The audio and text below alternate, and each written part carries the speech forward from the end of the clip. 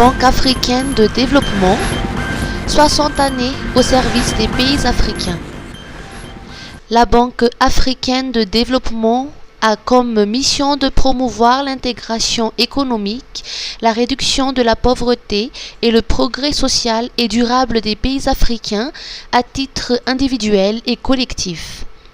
Dans le cadre de la célébration de son 60e anniversaire, une exposition de ces différents projets sectoriels s'est tenue aujourd'hui à la zone Zital d'Akourjan. Rinja Asmbel Rabarniri Narson, ministre de l'économie et des finances, est également gouverneur de la BAD pour Madagascar, a déclaré à cette occasion que la BAD s'engage à devenir un partenaire de développement de ces pays adhérents. Que ce soit dans les moments fastes ou difficiles, la banque s'est toujours tenue aux côtés de Madagascar, et ce depuis le début de notre coopération en 1976. Elle s'est avérée un pilier essentiel de notre développement.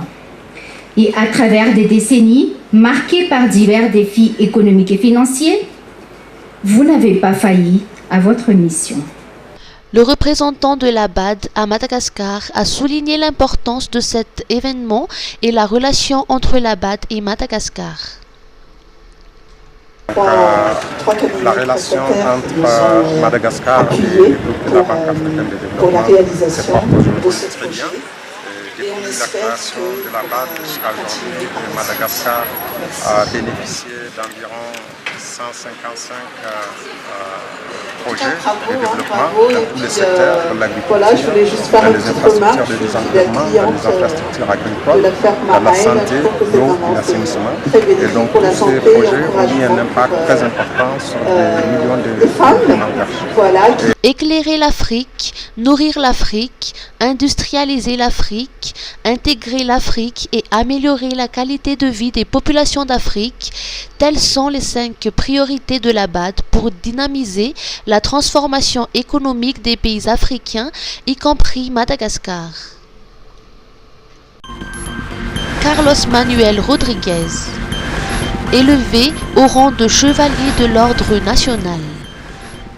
Le président directeur général du Fonds pour l'environnement mondial, Carlos Manuel Rodrigues, a été élevé au rang de chevalier de l'ordre national en marge de sa visite à Madagascar pour participer à la 8e édition du Dialogue national du FEM.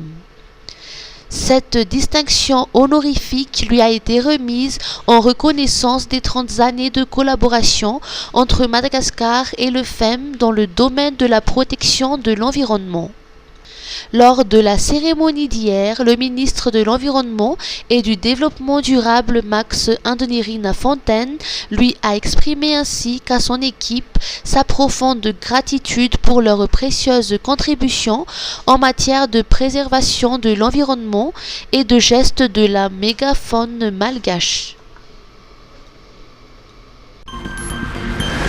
Cancer du col de l'utérus.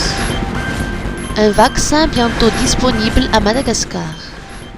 Le vaccin contre le virus du papillome humain, principal responsable du cancer de col de l'utérus, sera bientôt disponible à Madagascar. Le gouvernement malgache se prépare à introduire suite à la décision en Conseil des ministres du 28 août dernier. Cette toute première campagne de vaccination ciblera dans un premier temps les jeunes filles âgées de 9 à 14 ans pour les protéger d'une éventuelle exposition au virus, réduisant ainsi les risques d'infection. Cette initiative est cruciale pour Madagascar, où le cancer du col de l'utérus est la seconde forme de cancer la plus répandue dans les hôpitaux après le cancer du sein. Par ailleurs, il est rappelé que des mammographies gratuites sont disponibles au CHU d'Atutapenak et au CHU d'Anjainza Tufianaratsu.